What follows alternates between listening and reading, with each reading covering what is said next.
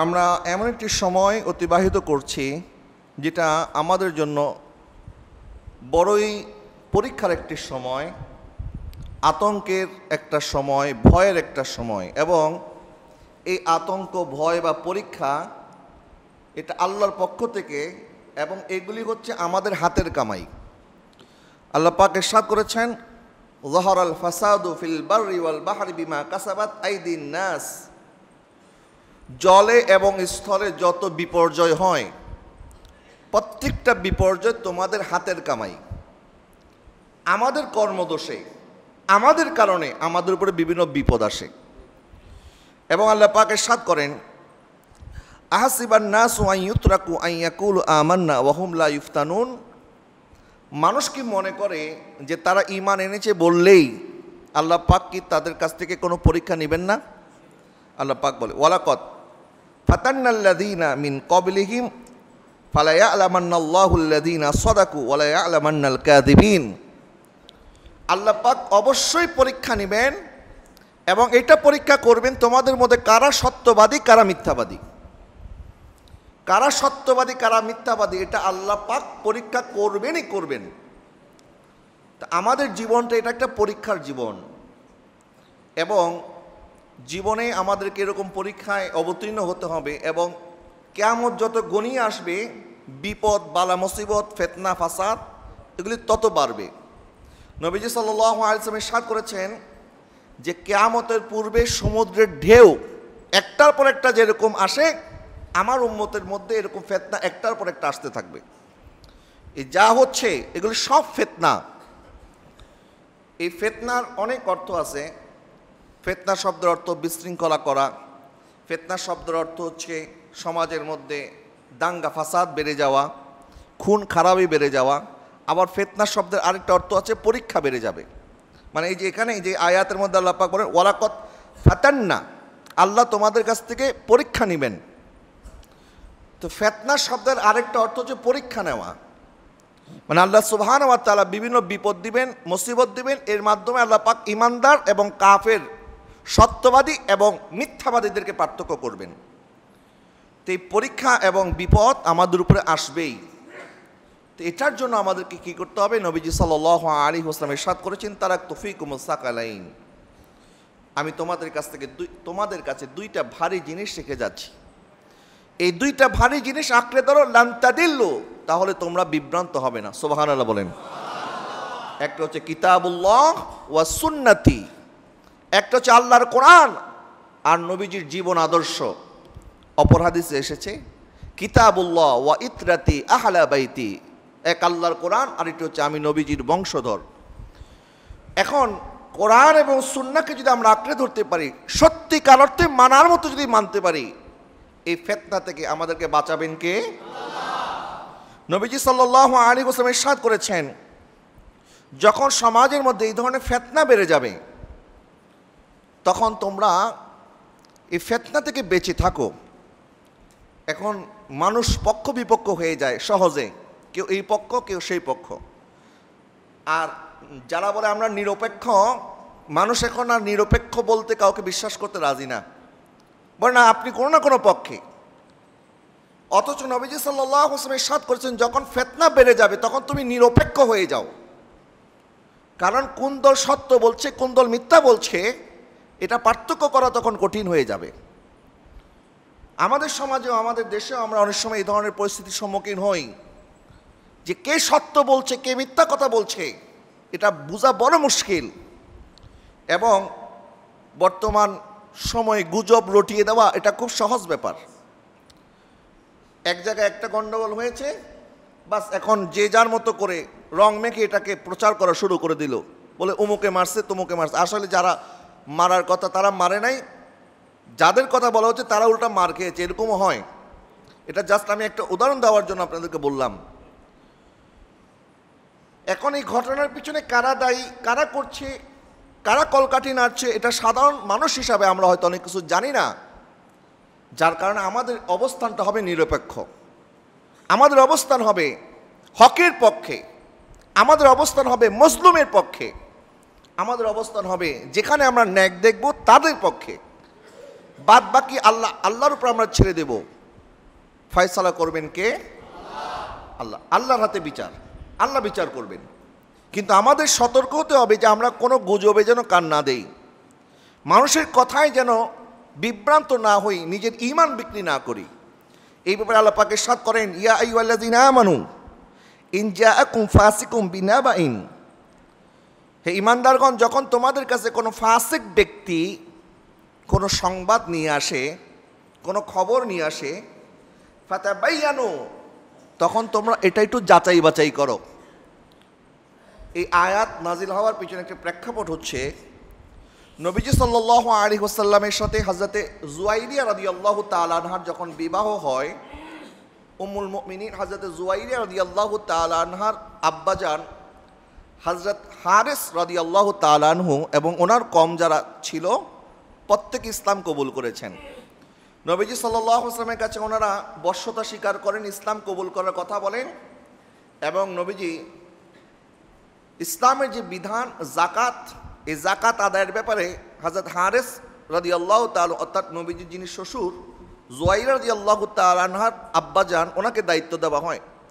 তিনি বলেন, ইয়া রাসূলুল্লাহ, হুজুর, আমি ইনশাআল্লাহ আমার কওমের কাছে যাব, যাওয়ার পরে তাদের কাছে ইসলামের কথা বলবো এবং আমরা সবাই ইসলাম কবুল করব এবং সবার কাছ থেকে আমি যাকাত উসুল করব। আপনি উমুক মাসের উমুক তারিখে আপনার পক্ষ থেকে একজন প্রতিনিধি আমাদের কাছে পাঠিয়ে দিবেন, ইনশাআল্লাহ আমাদের আদায়কৃত যাকাতটা আপনার প্রতিনিধির হাতে আমরা হস্তান্তর করব। তো এই কথা উনি বলে চলে গেলেন। এরপরে নবীজি সাল্লাল্লাহু আলাইহি ওয়াসাল্লামও সময় মতো একজন সাহাবীকে পাঠালেন ওই যাকাতের টাকা উসুল করার জন্য, কিন্তু উনি আর সময় মতো ওই এলাকায় যায় নাই।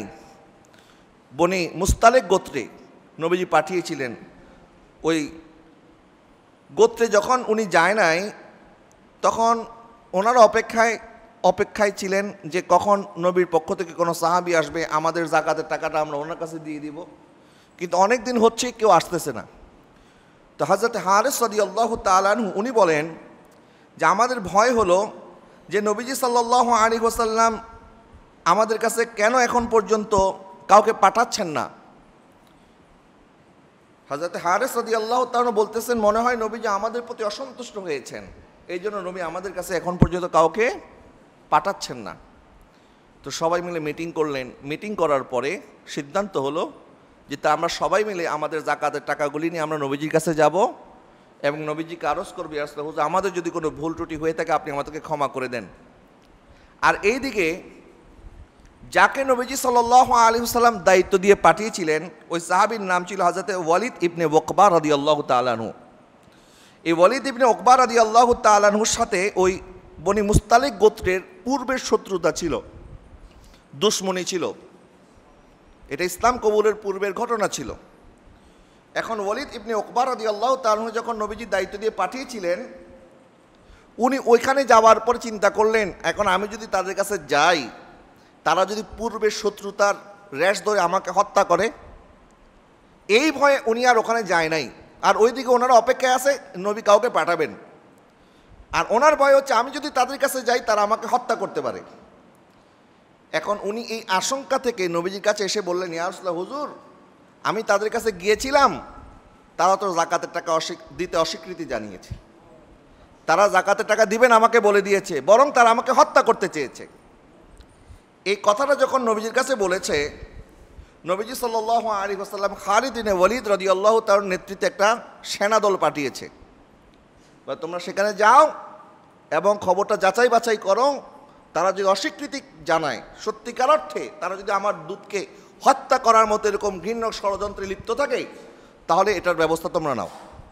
হযরত খালিদ বিন ওয়ালিদ রাদিয়াল্লাহু তাআলা যখন ওনার সৈন্যদল নিয়ে রওনা করেছে, রাস্তার মধ্যে ওনারাও আসতেছে নবীজির সাথে দেখা করার জন্য, যে নবী এখনো কেন পাঠাচ্ছে না কাউকে। রাস্তার মধ্যে দুই গ্রুপের দেখা। তোমরা কোথায় যাচ্ছ? বলে আমরা তো বনি মুস্তালিক গোত্রে যাচ্ছি, নবীজি আমাদেরকে প্রতিশোধ নেওয়ার জন্য পাঠিয়েছে। আর বনি মুস্তালিকের এরা বলতেছে, আরে আমরা তো অপেক্ষায় ছিলাম নবীজি সাল্লাল্লাহু আলাইহি ওয়াসাল্লাম কাউকে না কাউকে পাঠাবেন, কিন্তু এখনও কাউকে পাঠান নাই, এই জন্য আমরা তো নবীজির কাছে যাচ্ছি, যাকাতের টাকা তো আমাদের কাছে আছে, আমরা তো এটা নবীজির কদমে হস্তান্তর করার জন্য যাচ্ছি। তখন খালিদ বিন ওয়ালিদও উনিও ফিরে আসেন, সাথে সাথে ওই বনি মুস্তালিক গোত্রের নেতৃবৃন্দ যারা ছিলেন তারাও আসেন। আসার পরে তারা খুলে বলেন ঘটনা, হুজুর আল্লাহর কসম করে বলছি আমরা আপনাকে সত্য নবী হিসেবে মানি এবং আপনার ফয়সালা আমরা মানি, কিন্তু আমাদের কাছে তো কেউ যায় নাই।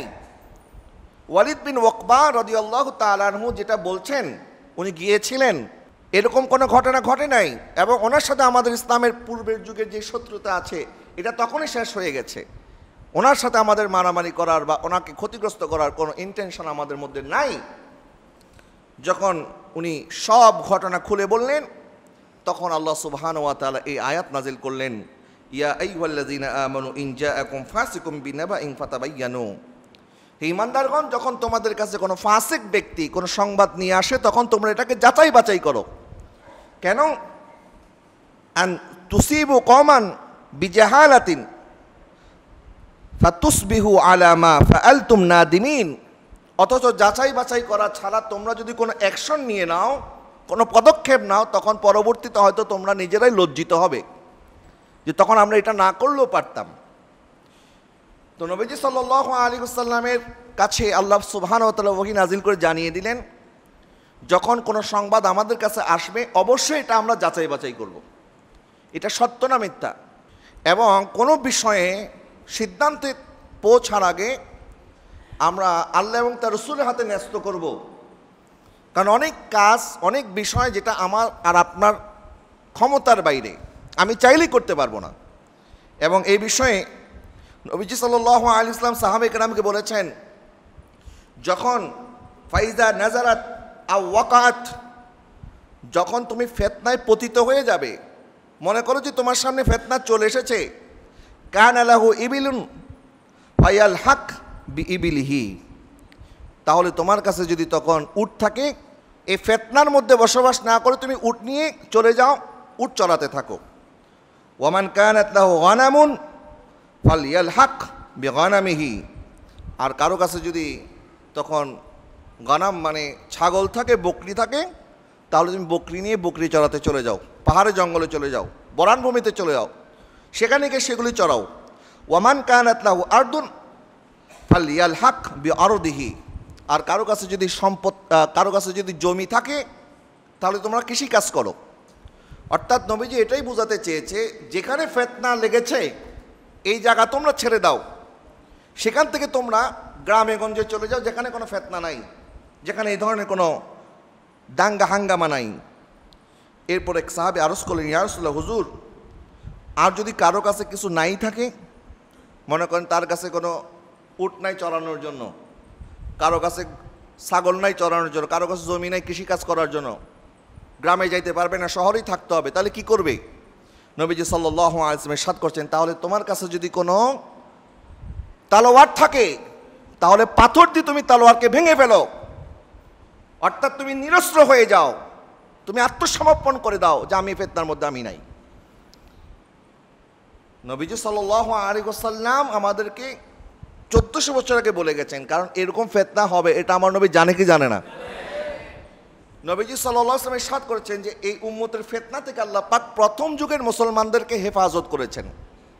অর্থাৎ নবীজি সাল্লাল্লাহু আলাইহি ওয়াসাল্লামের যুগ, সাইয়েদনা আবু বকর সিদ্দিকের যুগ, ফারুক আজমের যুগ, এই 3 সময়ে উম্মতের মধ্যে ফিতনা হয় নাই। ফিতনার সূচনা হয়েছে হযরত ওসমান রাদিয়াল্লাহু তাআলা জামানা থেকে। এবং এই ব্যাপারে নবীজি সাল্লাল্লাহু আলাইহি ওয়াসাল্লাম ফিতনা সংক্রান্ত হাদিসগুলি, যেগুলি রাজদার, অত্যন্ত গোপন কথা, যেটা সবার কাছে বলা যায় না, এরকম কথাগুলি আমার নবী হযরত হুযায়ফা বিন ইয়ামান রাদিয়াল্লাহু তাআলার কাছে বলতেন। হযরত হুযায়ফা রাদিয়াল্লাহু তাআলা আনহু নবীজির যত রাজদার কথা আছে, গোপন কথা আছে, এই কথাগুলি জানতেন। তো হযরত ওমর রাদিয়াল্লাহু তাআলা ওনাকে জিজ্ঞেস করলেন, আমি তোমার কাছে নবীজির ওই হাদিসগুলি জানতে চাই, ফিতনা সম্পর্কে নবী কি বলেছেন?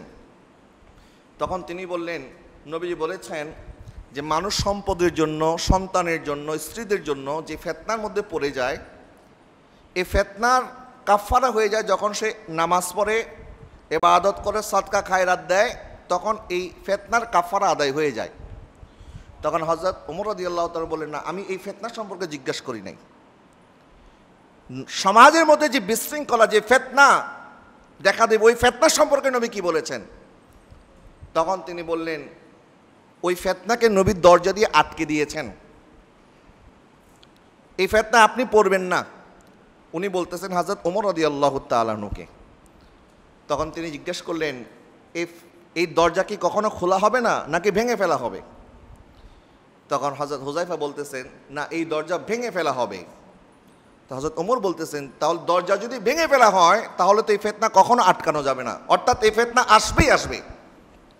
সাহাবায়ে কেরাম পরবর্তীতে হযরত হুযায়ফাকে জিজ্ঞাসা করলেন, তুমি যে দরজার কথা বলেছো, এই দরজাটা কি? তখন হুযায়ফা বলতেছে, এই দরজাটা হযরত ওমর রাদিয়াল্লাহু তাআলা। অর্থাৎ হযরত ওমর যতদিন জীবিত থাকবেন ততদিন ফিতনা হবে না, যখন হযরত ওমর দুনিয়া থেকে চলে যাবেন তখন থেকে ফিতনা শুরু হবে।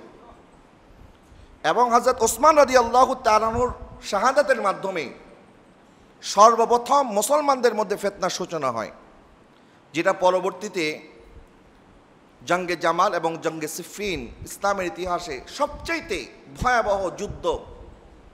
নবীজি সাল্লাল্লাহু আলাইহি ওয়াসাল্লাম ইরশাদ করেছেন, এমন একটা সময় আসবে যখন মুসলমানদের দুইটা বড় বড় দল, এক দল আরেক দলের বিপক্ষে ময়দানে নামবে এবং দুই দলের দাবি এক হবে, দ্বন্দ্ব করবে। যেমন হযরত ওসমানের শাহাদাতকে কেন্দ্র করে যখন প্রথম যুদ্ধ জঙ্গে জামাল হয়েছে, এই জঙ্গে জামাল এটা আসলে হযরত আলীও করতে চান নাই, হযরত আম্মাজান আয়েশাও করতে চান নাই।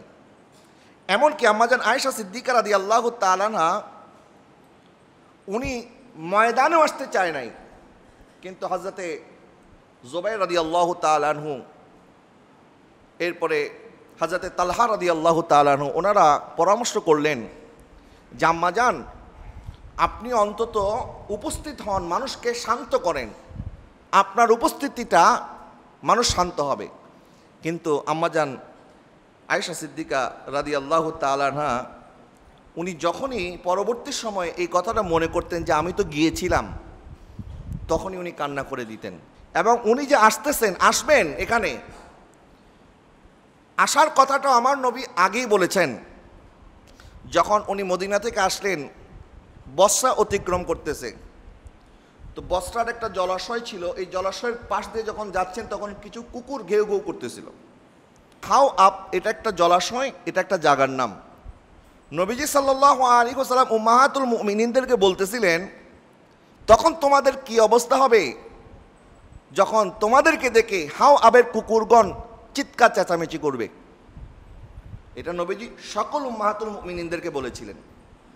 এই হাও আপ, এই জলাশয়, এটা কিন্তু মদিনা শরীফ না, মক্কা শরীফ না, এটা ইরাকের বসরায়। তো আম্মাজান আয়েশা সিদ্দিকা রাদিয়াল্লাহু তাআলা যখন এই হাও আবের জলাশয় অতিক্রম করতেছে, তখন কিছু কুকুর পিছন থেকে ঘেউ ঘেউ করতেছে। আম্মাজান জিজ্ঞেস করলেন, এই জলাশয়ের নাম কি? তখন ওই এলাকার স্থানীয় মানুষ বলতেছে, এই জলাশয়ের নাম হাও আপ। তখন নবীজির ওই হাদিসটা ওনার মনে আছে যে নবীজি বলেছিলেন যে তখন কি অবস্থা হবে যখন হাও আবের কুকুরগণ তোমাদেরকে দেখে চিৎকার চেঁচামেচি করবে। তো আম্মাজান আয়েশা সিদ্দিকা রাদিয়াল্লাহু তাআলা বুঝতে পারলেন যে এই ফিতনার যুগে এই সময়ে আসাটা এটা একটা খাতা ইজতিহাদি ছিল, এবং উভয় পক্ষ, হযরত আলী রাদিয়াল্লাহু তাআলার পক্ষ, আম্মাজান আয়েশা সিদ্দিকা রাদিয়াল্লাহু তাআলা আনহা, হযরতে তালহা রাদিয়াল্লাহু তাআলা আনহু, হযরতে জুবাইর রাদিয়াল্লাহু তাআলা আনহু, ওনাদের উভয় পক্ষ ওনারা শান্ত ছিলেন, কেউ কারো বিরুদ্ধে অস্ত্র তাক করে নাই, বরং আলোচনা চলতেছিল।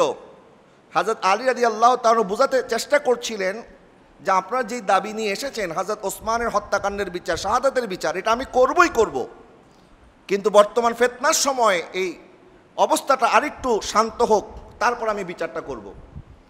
কিন্তু যখন সবাই রাত্রেবেলা ঘুমাতে গেছে, হযরত আলীর তাঁবুর মধ্যে হামলা হয়েছে, হযরত আম্মাজান আয়েশার তাঁবুর মধ্যে হামলা হয়েছে। কারা করেছে? দুষ্কৃতিকারী কিছু মুনাফিক আম্মাজান আয়েশার তাঁবুর মধ্যে হামলা করে বলেছে আমরা আলীর পক্ষ থেকে এসেছি, আলী পাঠিয়েছে।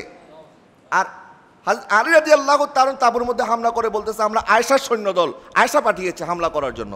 বলে নাউজুবিল্লাহ। এক রাতের মধ্যে উভয় তাঁবুর মধ্যে আগুন, অগ্নিসংযোগ, রাতের মধ্যে যুদ্ধ শুরু হয়ে গেছে। সকালবেলা এক মুসলমান আরেক মুসলমানের বিরুদ্ধে তলোয়ার ধরেছে ভুল বুঝাবুঝির কারণে। আসলে আমাদের আয়েশাও চায় না যুদ্ধ করবেন, মাওলায়ে কায়নাত মাওলা আলীও চায় না যুদ্ধ করবেন, ওনারা না চাওয়ার পরও যুদ্ধ হয়ে গেছে শুধুমাত্র এই মুনাফিকের কারণে, এই ফাসিকদের বিভ্রান্তিকর তথ্যের কারণে। ঠিক একইভাবে হযরত আলী রাদিয়াল্লাহু তাআলা যখন তাদেরকে দমন করে আম্মাজান আয়েশা সিদ্দিকা রাদিয়াল্লাহু তাআলাকে বুঝিয়ে শুনে ওনাকে মদিনা শরীফ পাঠিয়ে দিয়েছেন। এবং যখনই আম্মাজান আয়েশা সিদ্দিকা এই কথাটা চিন্তা করতেন আমি কেন গেলাম, ওই সময় আমার যাওয়াটাই ঠিক হয় নাই, তখন ওনার দুই চোখে পানি চলে আসতো, ওনার উন্না ভিজে যেত।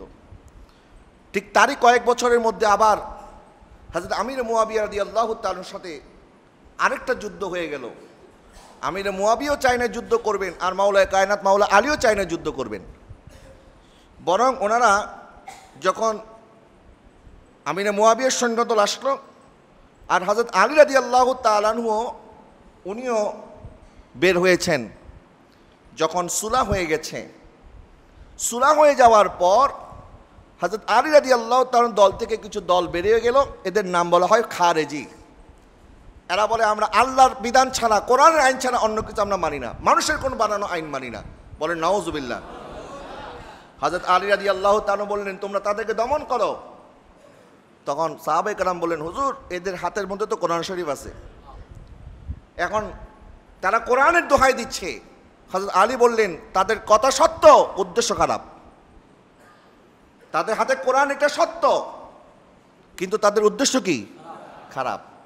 এরা আত্মরক্ষার জন্য, এরা এই ফিতনা সরানোর জন্য এই কাজটা করতেছে, কোরআনকে সামনে দিয়েছে।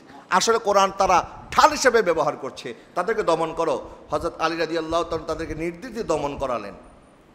দমন করার পরে আমির মুয়াবিয়া রাদিয়াল্লাহু তাআলার সাথে যখন একটা শান্তি চুক্তি হয়ে গেল, যদিও ইতিহাসবিদ বলেন, ফুকাহায়ে কেরাম বলেন 1400 বছরের যত আহলে সুন্নাত ওয়াল জামাতের আকাবির আছেন প্রত্যেকে একমত আলী রাদিয়াল্লাহু তাআলা হকের পক্ষে ছিলেন, আলী রাদিয়াল্লাহু তাআলা সঠিক সিদ্ধান্তের উপরে ছিলেন। আমির মুয়াবিয়া রাদিয়াল্লাহু তাআলার খাতায় ইজতিহাদি হয়েছে, কিন্তু তারপরও উনি যুদ্ধ চায় নাই, সংঘাত চায় নাই, বরং এই মুনাফিকরা এবং ইহুদি নাসারার যে চর ছিল তারা ষড়যন্ত্র করলো যে আমরা আলীকে হত্যা করব, আমির মুয়াবিয়াকে হত্যা করব। নাউজুবিল্লাহ বলেন।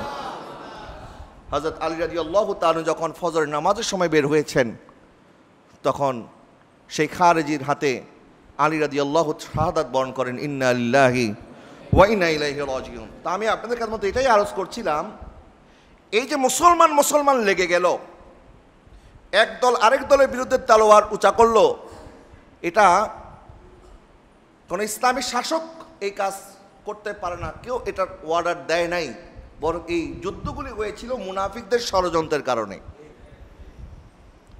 তৃতীয় একটা পক্ষ এই সময়গুলিতে ওত পেতে থাকে যে কোনো একটা অস্থিতিশীলকে আরেকটু আগুনে ঘি ঢালার মতো, আগুনে ঘি ঢেলে দিলে এখন তো কোনো বিচার নাই, এই পক্ষ মনে করবো ওই পক্ষ মারছে, ওই পক্ষ মনে করবো এই পক্ষ মারছে।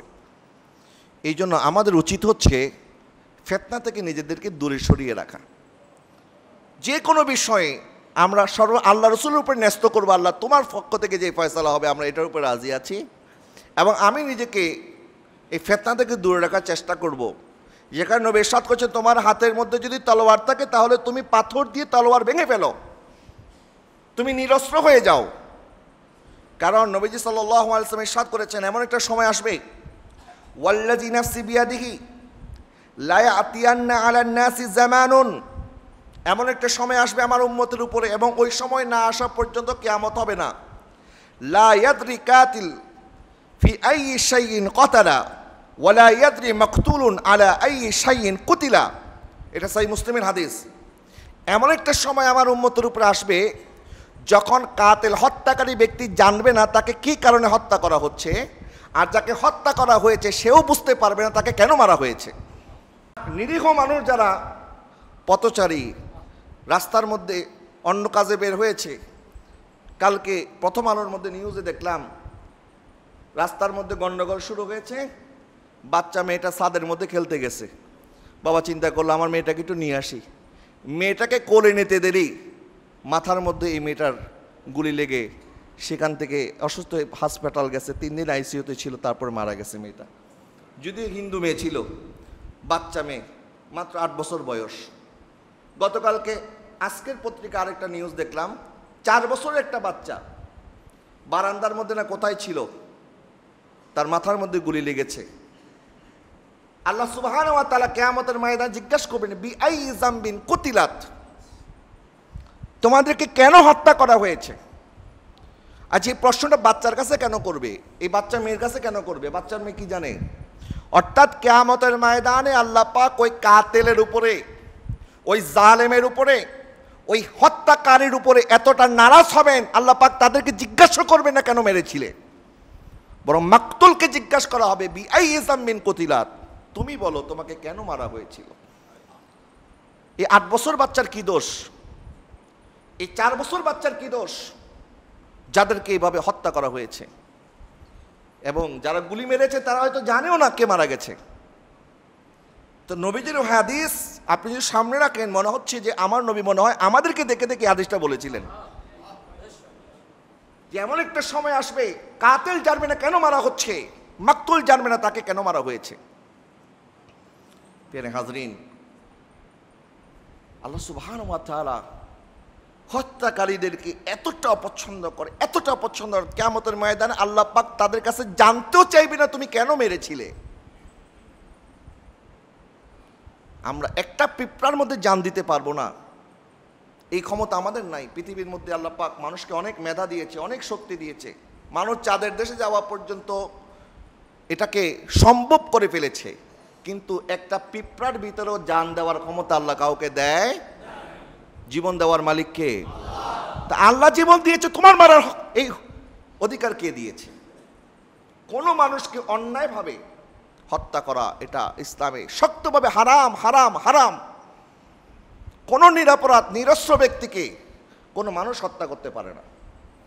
আল্লাহ পাক ইরশাদ করেছেন, যখন জমিনের মধ্যে কেউ ফিতনা ফাসাদ, মান কাতালা নাফসান বিগাইরি নাফসিন আও ফাসাদিন ফিল আরদ ফাকান্নামা কাতালান নাস জামিআ, যে ব্যক্তি অন্যায়ভাবে কোনো মানুষকে হত্যা করে অথবা সমাজের মধ্যে বিশৃঙ্খলা ছড়িয়ে দেয়, ফিতনা ছড়িয়ে দেয়, আল্লাহ পাক বলে ফাকান্নামা কাতালান নাস জামিআ, সেই জন্য গোটা মানব জাতিকে হত্যা করেছে। এবং ওয়ামান আহইয়াহা ফাকান্নামা আহইয়ান নাস জামিআ, এবং যে ব্যক্তি একজন মানুষকে বাঁচিয়েছে সে যেন গোটা মানব জাতিকে বাঁচিয়েছে। এই ঘটনার মধ্যে আপনারা দেখেছেন কত নিরীহ মানুষ। আজকে আমাদের এক মুসল্লি এখানে আছে, ওনার বোন ডায়ালাইসিসের রোগী ছিলেন। তো ডায়ালাইসিস এটা তো কিডনি আপনার পরিশোধন করে, কিন্তু ডাক্তার আসতে পারতেছে না, হসপিটালে বন্ধ, হাহাকার লেগে গেছে হসপিটালের মধ্যে। হাসরের ময়দানের মতো কেউ কারো পাশে দাঁড়াচ্ছে না, কারণ সবাই তো অসুস্থ। কেউ আইসিইউতে আছে, কেউ সিসিইউতে আছে, কেউ ডায়ালিসিস চলতেছে, কারো অপারেশন শুরু হবে, অপারেশন শুরু হওয়ার কথা, আবার অনেকে ওষুধ কিনতে পারতেছে না, সব বন্ধ। এই অবস্থায় 1 মাস হয়েছে ডায়ালিসিস শুরু হয় নাই। ওনার বোন, আমাদের মুসল্লি, ওনার বোন ইন্তেকাল করেছেন। ইন্না লিল্লাহি ওয়া ইন্না ইলাইহি রাজিউন। কেন ইন্তেকাল করেছে? ডাক্তার আসতে পারে নাই। এখন মারামারি করতেছি আপনি আর আমি, দ্বন্দ্ব আপনারা আমার মধ্যে, কিন্তু ভুক্তভোগী আপনি আর আমি না, আরেকজন নিরীহ মানুষ, অসহায় মানুষ।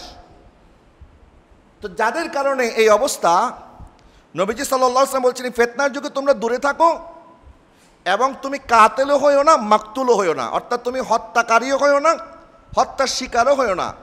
এবং এই সময়টা, যেই সময় এই ফিতনা বেড়ে যাবে, নবী এই জন্য নিষেধ করেছেন। নবী বলেছেন যারা মারবে তারাও জাহান্নামে যাবে, যারা মরবে তারাও জাহান্নামে যাবে। সাহাবায়ে কেরাম ভয় পেয়ে গেলেন, বললেন ইয়া রাসূলুল্লাহ, হুজুর যারা মারবে তারা নালে জাহান্নামে যাবে বুঝলাম, কিন্তু যারা মরবে তারা কেন জাহান্নামে যাবে? তো নবীজি বললেন, কারণ সেও মারার জন্য উদ্যত হয়েছিল, সে যদি সুযোগ পেত সেও মেরে দিত। সে তো সুযোগ পায় নাই বিদায় মারতে পারে নাই, যদি তার হাতে সুযোগ থাকতো সেও মেরে দিত। এই নবী বলেছেন তোমরা জালেমকে সাহায্য করো, মাজলুমকে সাহায্য করো। জালেমকে সাহায্য করো সেই জন্য জুলুম না করে, তার হাত থেকে মানুষকে বাঁচাও, আর মাজলুমকে সাহায্য করো সেই জন্য জুলুমের শিকার না হয়।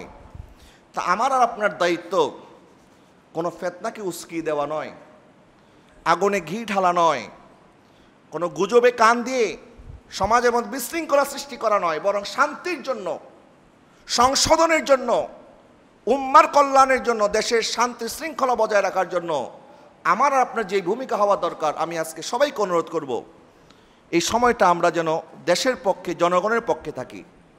এই সময়টা আমরা কেউ যেন গুজবে কান না দেই এবং জালেমের পক্ষ অবলম্বন না করি। তো সমাজের মধ্যে এই ফিতনাগুলি যখন দেখা দিবে, আমাদের উচিত হচ্ছে ফিতনা দমন করা এবং মানুষকে বোঝানো, যার মাধ্যমে সাধারণ মানুষের জানমালের ক্ষতি হবে, যার মাধ্যমে নিরীহ মানুষ মারা যাবে, আমরা কখনো ওই কাজকে সমর্থন করতে পারি না। এটা আমাদের সতর্ক অবস্থান থাকতে হবে। যার কারণে যেটা আমাদের গত কয়েকদিনে হয়ে গেছে, আপনারা সবাই জানেন, আমি চট্টগ্রামে গিয়েছিলাম মাহফিল করতে, সেখানে আটকা পড়েছি। আমি এক সপ্তাহ সেখানে ছিলাম, কিছু করার নাই, আসতে পারতেছি না। এখন শুধু আমি নই, আমাদের এরকম প্রবাসী ভাই যারা আছে, এদের উপর তো আরও কেয়ামত গেছে, কারণ এরা পরিবারের সাথে যোগাযোগ করতে পারতেছে না, ইন্টারনেট নাই, যোগাযোগ বিচ্ছিন্ন, এবং প্রত্যেক দিন রাষ্ট্রের, দেশের জনগণের শত কোটি টাকার ক্ষতি হচ্ছে। ব্যবসায়ীরা, যারা দিনমজুর, রিক্সা চালক, প্রত্যেকে ক্ষতিগ্রস্ত হচ্ছে। এই জন্য আমরা দেশের শান্তি শৃঙ্খলার পক্ষে, আমরা কোনো অন্যায়ের পক্ষে নই। কথা বলেন ঠিক কিনা? এবং দেশের শান্তি শৃঙ্খলা বজায় রাখার জন্য কেউ যদি আমাদের কাছে সহযোগিতা চায়, আমরা সেক্ষেত্রে সহযোগিতা করব, তাদের জন্য আমরা দোয়া করব। কিন্তু নিরীহ কোনো মানুষ ক্ষতিগ্রস্ত হবে, কোনো এরকম 4 বছর, 6 বছর, 8 বছরের নিরীহ বাচ্চা বারান্দার মধ্যে খেলতেছে, ছাদের মধ্যে খেলতেছে, এদেরকে গুলি করে হত্যা করা হবে, এটা কখন আমরা মানতে পারি না। তো নবীজি সাল্লাল্লাহু আলাইহি ওয়াসাল্লাম বারবার যখন সতর্ক করছেন, এবং নবীজি বারবার বলতেছিলেন যে এমন একটা সময় আসবে যখন আপন সন্তান নিজের বাবাকে হত্যা করবে, চাচাতো ভাই চাচাতো ভাইকে হত্যা করবে, প্রতিবেশী প্রতিবেশীকে হত্যা করবে। তখন সাহাবায়ে কেরাম আরজ করলেন, ইয়া রাসূলুল্লাহ, হুজুর, তখন কি মানুষের জ্ঞান লোপ পেয়ে যাবে? নবী বললেন, তখন জ্ঞান নয়, মানুষের বিবেক লোপ পাবে। জ্ঞান এক জিনিস, বিবেক আরেক জিনিস। যখন মানুষের বিবেক বুদ্ধি লোপ পেয়ে যাবে, সে বুঝতেও পারছে না সে কেন হত্যা করছে, এবং এমন কতল শুরু হয়ে যাবে, মানুষ বর্বরতার চূড়ান্ত সীমায় চলে যাবে। কিয়ামতের এই আলামত আমার নবী 1400 বছর আগে আমাদেরকে সতর্ক করেছেন। এখন এখান থেকে বাঁচার উপায় কি? আল্লাহ পাক ইরশাদ করেছেন, ইয়া আইয়ুহাল্লাযীনা আমানু আতিউল্লাহা ওয়া আতিউর রাসূলা ওয়া উলিল আমরি মিনকুম। হে ঈমানদারগণ, তোমরা আল্লাহকে অনুসরণ করো, তোমরা রাসূলকে অনুসরণ করো, এবং তোমাদের মধ্যে যারা উলিল আম আছে, ন্যায়পরায়ণ যারা, তাদেরকে অনুসরণ করো। ফাইন তানাযাতুম ফি শাইইন ফারুদ্দুহু ইলাল্লাহি ওয়া রাসূলিহি। এবং তোমাদের মধ্যে যদি মতবিরোধ দেখা দেয়, তোমরা আল্লাহ এবং তার রাসূলের দিকে প্রত্যাবর্তন করো, আল্লাহ রাসূলের দিকে প্রত্যাবর্তন করো। এবং এটা মনে রাখতে হবে, আলাইসাল্লাহু বিআহকামিল হাকিমিন, একজন মহাবিচারক উনি আছে, উনি সব দেখতে পাচ্ছে, উনি বিচার করবে, কিন্তু আইন আমার হাতে তুলে নেওয়ার অধিকার নাই। দেশের কোনো মানুষকে বিপদে ফেলে দেওয়া, দেশের জনগণের ক্ষতি করা, দেশের কোনো সম্পদকে আগুন দিয়ে পুড়িয়ে দেওয়া, এটার অধিকার আমার নাই। আমার যতটুকু করার ক্ষমতা আমি অতটুকু করতে পারবো, এবং যখন কোনো কাজ আমার সাধ্যের বাইরে চলে যাবে, আমি আল্লাহ রসুলের উপরে ন্যস্ত করে দেব। ফয়সালা আল্লাহ রসুলের পক্ষ থেকে হবে। এবং নবীজি সাল্লাল্লাহু আলাইহি ওয়াসাল্লাম একটা দোয়া শিক্ষা দিয়েছেন। নবীজি ইরশাদ করেছেন, যখন ফিতনা দেখা দিবে তখন আল্লাহর কাছে এই দোয়া পড়বে, আল্লাহুম্মা ইন্নী আউযু বিকা মিন আযাবিল কবরি ওয়া আউযু বিকা মিন ফিতনাতিল মাসিহিদ দাজ্জাল ওয়া আউযু বিকা মিন ফিতনাতিল মাহইয়া ওয়া ফিতনাতিল মামাত। আল্লাহ, আমি তোমার কাছ থেকে পানাহ চাচ্ছি কবরের আযাব থেকে, কবরের আযাবের যে ফিতনা সেখান থেকে, দাজ্জালের ফিতনা থেকে, এবং জীবনের ফিতনা থেকে, এবং মৃত্যুর ফিতনা থেকে। অর্থাৎ আমাদের জীবনে চলমান যত ধরনের ফিতনা আছে, এই ফিতনা থেকে আল্লাহর কাছ থেকে পানাহ চাইতে হবে, যেন আমার আর আপনার মাধ্যমে কেউ ক্ষতিগ্রস্ত না হয় এবং কেউ জালেমের জুলুমের শিকার না হয়। নবীজি ইরশাদ করেছেন, লা দারার ওয়ালা দিরার, তোমরা নিজেরাও ক্ষতিগ্রস্ত হইও না, কাউকে ক্ষতি করিও না। নবীজি সাল্লাল্লাহু আলাইহি ওয়াসাল্লাম বিদায় হজের মধ্যে যখন ভাষণ দিলেন, নবী জিজ্ঞেস করলেন, আজকের দিন কোন দিন, আজকের মাস কোন মাস, এই দেশের নাম কি? সাহাবায়ে কেরাম জানতেন ওই দিনটা ছিল ইয়াউমে আরাফা। সাহাবায়ে কেরাম জানতেন ওই দিনটা ছিল ইয়াউমুল জুমআ। সাহাবায়ে কেরাম জানতেন ওই মাসের নাম জিলহজ। সাহাবায়ে কেরাম জানতেন ওই এলাকার নাম মক্কাতুল মুকাররমা। আরাফার ময়দানে নবী ভাষণ দিচ্ছেন, কিন্তু সাহাবায়ে কেরাম বললেন, হুজুর লা আদরি, আমরা কিছু জানি না, আজকে কোন মাস এটাও জানি না, এই শহরের নাম কি এটাও জানি না, এবং আজকের কোন দিন, দিনের নাম কি এটাও জানি না। তখন পরবর্তীতে ওনাদেরকে জিজ্ঞাসা করা হয়েছিল, তো আপনারা তো জানতেন মাসের নাম, দিনের নাম, এলাকার নাম সব জানার পর আপনারা জানতেন না, কেন বলেছেন? তখন সাহাবায়ে কেরাম আরজ করলেন, আমরা এই জন্য বলি নাই যে আমরা বুঝতে পারি না নবী কেন প্রশ্ন করতেছে, নবী কি উদ্দেশ্যে প্রশ্ন করতেছে। আমরা জানি আজকের জুমার দিন, কিন্তু নবী যদি বলেন আজকের জুমার দিন নয়, আজকে থেকে নাম পরিবর্তন করে দিলাম, আজকে থেকে জুমার দিনকে আমি ইয়াউমুস সাবত, শনিবার দিন ঘোষণা করলাম, তাহলে আজকে নাম পরিবর্তন হয়ে এই দিনের নাম জুমার দিন থেকে শনিবার হয়ে যাবে। কারণ নবী যেটা বলবেন এটাই তো শরীয়ত। আমরা জানতাম এই ময়দানের নাম আরাফা, বালাদুন আমিন, পবিত্র শহর, কিন্তু আমরা এই জন্য বলি নাই। নবী যদি বলে না এই এলাকার নাম মক্কা নয়, এই এলাকার নাম আজকে থেকে মদিনা, তাহলে মক্কার নাম পরিবর্তন করে মদিনা হয়ে যাবে। নবীজিকে আমরা এই জন্য উত্তর দেই নাই, আমরা বুঝতে পারছিলাম না নবী কেন জিজ্ঞেস করতেছিলেন। তো নবীজি বললেন, আজকের দিনটা যেরকম তোমাদের জন্য হারাম, যারা এহরাম পরে আছে, এহরাম পরা অবস্থায় তো গাছের পাতা ছিঁড়াও নিষেধ, একটা পিঁপড়া মারাও নিষেধ, একটা জীব জন্তু এটাকেও আঘাত করতে পারবেন না। নবীজি বলেন, আজকের দিন তোমাদের জন্য যেমন হারাম, আরাফার দিন তোমাদের জন্য হারাম, এই মক্কাতুল মুকাররমা যেখানে কতল নিষিদ্ধ, হত্যা নিষিদ্ধ, ঠিক একইভাবে আজকের দিন থেকে আমি তোমাদের জন্য মানুষের জান এবং মালকে হারাম করে দিয়েছি। আজকে থেকে এক মুসলমান আরেক মুসলমানের সম্পদ নষ্ট করতে পারবে না, এক মুসলমান আরেক মুসলমানের কোনো ক্ষতি করতে পারবে না। এমনকি মুসলিম সমাজের মধ্যে, মুসলিম দেশে যারা জিজিয়া কর দিয়ে, যারা জিম্মি অমুসলিম, যারা কর দিয়ে তারপরে তারা ওই দেশে বসবাস করতে হয়, নবী ইরশাদ করেছেন, একজন জিম্মিকেও কেউ যদি হত্যা করে, কিয়ামতের ময়দানে আমি ওই মুসলমানের পক্ষে থাকবো না, আমি ওই জিম্মির পক্ষে হাসরের ময়দানে উঠবো।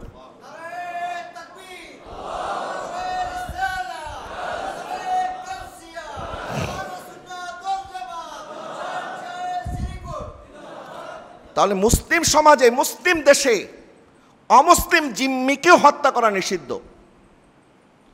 সেখানে আজকে মুসলমান হয়ে আমরা মুসলমানের ব্যাপারে আমরা চিন্তাও করছি না, কে মারতেছি, কানে মারতেছি, কেন মারতেছি।